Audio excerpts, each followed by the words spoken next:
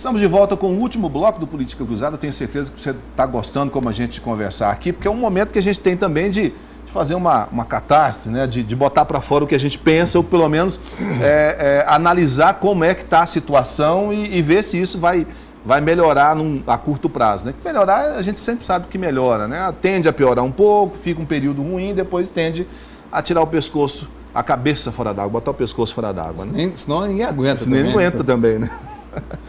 Vamos falar um pouquinho de política nacional? Vira e mexe, falam no impeachment da Dilma, né?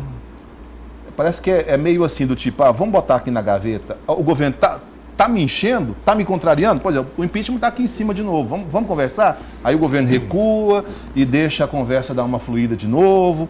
Essa semana que passou, o noticiário falou que o Lula estava chamando o FHC, colocou amigos em comuns, né, para conversarem numa possível, marcarem uma possível reunião para tratarem da crise política e retardarem a possibilidade de um impeachment contra a presidente Dilma Rousseff. O que tem de verdade nisso e o que tem de mito nisso, de história, de lenda? Vamos aos números. Os números aumentem, né? O governo Fernando Henrique teve 17 pedidos de instalação de CPI. E agora a presidente Dilma já está com 16 pedidos de instalação de CPI. E ela acabou de passar o Fernando Henrique em pior avaliação, né? Agora, recentemente, na última pesquisa. Está batendo o Fernando Henrique tudo enquanto é ela está batendo todo mundo e todos tudo, os índices ruins, ela está conseguindo bater. Nós temos uma leitura que é a seguinte: o PT teve muita competência no exercício da oposição, mas está encontrando muita dificuldade no exercício da situação, em lidar com a situação.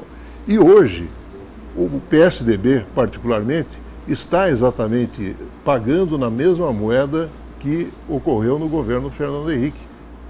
Sendo oposição a tudo, votando tudo contra. Então, esse número, ele é sintomático.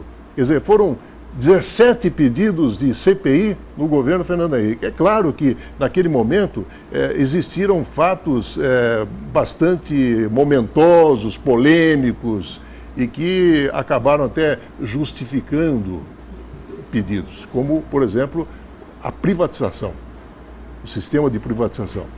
Agora, então, essa questão toda, ela perpassa exatamente, e inclusive tem uma leitura muito particular no seguinte sentido: nós estamos sofrendo a crise econômica fundamentalmente pressionada por componentes políticos fortes. Eu dou até um exemplo a nível internacional. A Itália, ela viveu um clima de instabilidade política muito grande por escândalos não econômicos, mas escândalos sexuais de Berlusconi, não é? E, consequentemente, essa crise política que foi detonada em 2010 e 2011, desagou em 2012 com uma crise econômica de grandes proporções na Itália. Então, quer dizer, o componente político acaba contaminando o ambiente econômico. E aí? O que eu acho, o Márcio falou da questão da dificuldade do PT em ser situação. O que eu acho, eu vou um pouquinho além no seguinte sentido: eu acho que esse modelo de coalizão partidária, baseado no fisiologismo, né, baseado lá atrás no mensalão, era com dinheiro e depois só com cargo, esse modelo ele está exaurido. Né, porque, por um motivo muito simples, todo tanto que você dá, o sujeito quer mais. Né? Então, o cara começa pedindo 5, depois passa a pedir 10, depois passa a pedir 15 e não tem fim. E aí o governo do PT, criado nessa estrutura, que o PT nem é original, ele repetiu o que já se fazia antes, não consegue mais alimentar esse sistema, porque, como eu já disse, ele é insaciável. A gente fala que fulano, você pediu o dedo, depois quer a mão, depois quer o braço, não tem limite. Né? Então, esse modelo, ele está fragmentado. A Dilma poderia ter, como ela desfez tudo que ela disse que não faria, né? Ela acabou fazendo, etc. Tudo que ela falou na campanha, ela fez o contrário. Principalmente ela deveria a retirada de direitos. Ela deveria ter feito o que ela também falou que não faria, que era reduzir os ministérios. Deveria ter feito isso, pelo menos, para enxugar, para depois voltar a poder crescer. Porque do jeito que está, não tem jeito. E o PMDB, como se aqui em Uberlândia são muitos, lá em Brasília são mais ainda, o PMDB está com a boca desse tamanho aberta, querendo tomar conta do governo. Está vendo uma oportunidade para finalmente ser protagonista, né? Só para finalizar, o Eduardo Paes, prefeito do Rio de Janeiro, deu uma entrevista ao jornal Folha de São Paulo e falando que essa briga entre o PT e o PSDB é uma tragédia para o Brasil, porque eles se odeiam tanto que para ferrar um ao outro, chegam a ferrar o Brasil, né? Chegam a colocar o Brasil na situação que está. O problema, e aí eu finalizo, é que hoje a gente não vê na oposição, ou mesmo na situação, uma liderança, um partido que a gente fala só, vamos seguir, vamos por aqui, que por aqui a gente consegue sair lá na frente melhor do que a gente está. Acho que esse é o grande problema e a gente só vai começar a sair dessa crise quando aparecer essa perspectiva. A gente fica esperando também um salvador da pátria que não poderia também ficar esperando o tempo todo. A gente tinha que ser mais protagonista do nosso destino. Né? Infelizmente, teoricamente, a oposição deveria fazer isso. Né? Eu queria voltar, inclusive, na questão dos impeachments. Em 1988, eu estava cobrindo a Assembleia Nacional Constituinte em Brasília. E fiz várias entrevistas com parlamentares e uma delas me chamou particularmente a atenção. Foi uma crítica bastante aguda e ácida do então senador Roberto Campos ao sistema de governo que o Brasil adotou. A Constituição brasileira é parlamentarista e o sistema é presidencialista.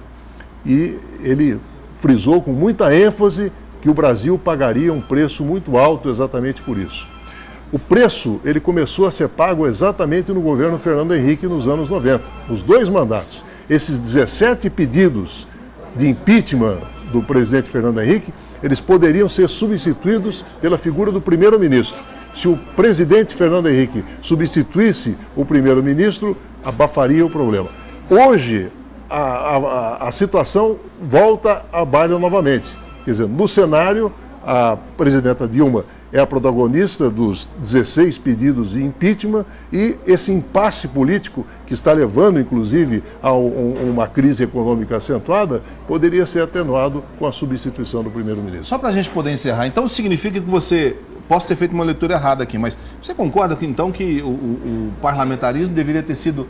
o modelo parlamentarista deveria ter sido adotado no Brasil? Eu não tenho a menor dúvida e não tenho dúvidas de que esse conceito será revisto. E talvez esse seja um dos itens de uma possível conversa entre mandatários do país. E para você, César? Eu não tenho tanta convicção, assim, não. Eu fico pensando assim, nos riscos que a gente corre, né? Tudo bem que quando é parlamentarismo você tira e tal. E você tem um compromisso maior do Congresso em fazer. Mas você tem um Severino Cavalcante, um Eduardo Cunha, presidente, seja por 6 meses, 1 ano, meu amigo, isso pode gerar um problema que a gente vai pagar uma conta durante muito tempo. Mas, ô César, esse duelo da Câmara com o Planalto é exatamente a consequência da falta do sistema de governo. Mas aí eu acho que você mesmo já deu a resposta. Quando você tem uma Constituição que é parlamentarista e um governo, né, um sistema de governo que é presidencialista, é que você coloca esse impasse. É parlamento contra o presidente. Ou o executivo compra o legislativo, que é o que acontece em nível federal, estadual que já vem e municipal, ambos, né? Que é esse fisiologismo, esse tomar lá da cá, ou está acontecendo agora. Que por mais que tenha lá 30 ministérios e os partidos todos têm ministros, o parlamento lá, bota faca os caras não estão satisfeitos e sempre querem mais. E querem mais, e querem mais, e querem mais, e é um buraco sem fundo. Já vi que o assunto, como sempre, né, com o assunto quando é muito bom, ele merece pelo menos um segundo programa para se discutir. Então já fica aqui o convite estabelecido para os dois. A gente vai voltar ainda dentro do mês de agosto para a gente falar sobre isso. Até porque se aproxima o aniversário da cidade, provavelmente deve vir mais inaugurações aí, presença de ministros, como teve o Patrus. Inclusive, eu queria até que o Patrus tivesse participado dessa discussão da saúde, já que ele veio ministro do Desenvolvimento Agrário entregar casa, então que ele também participasse da questão da saúde aqui, da discussão, para ver se apontava, se levava para lá uma... Na verdade, ele veio participar de um comício, né?